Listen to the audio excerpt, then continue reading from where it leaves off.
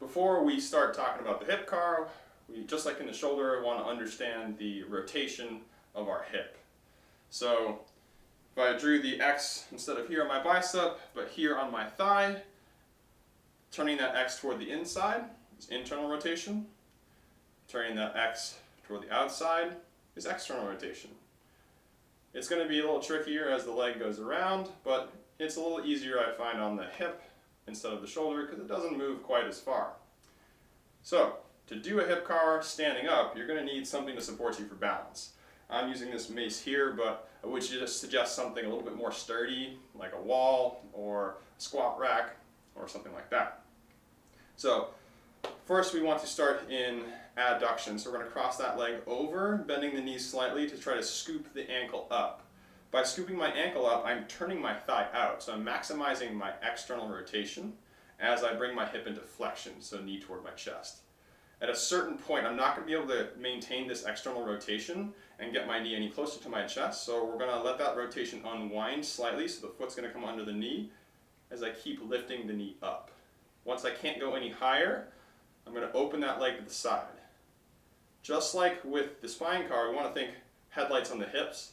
We don't want to move the pelvis at all. Once that leg is as far out to the side as we can, we want to hold this line and turn the thigh in. So this is a roadblock here. I'm trying to go farther up to the right, and just like with my shoulder, when we hit a roadblock, it's time to rotate. So turn your thigh in, lifting your ankle up and back. When you can't rotate here anymore, start reaching back with your knee and foot. I'm still trying to turn my thigh in and lift my foot up. Squeeze back into your heel, and then bring your leg underneath you.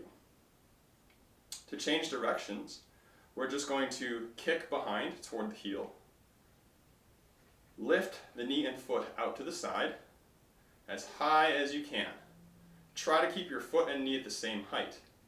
From here, it's another roadblock. I can't go any higher. This is roadblock 2.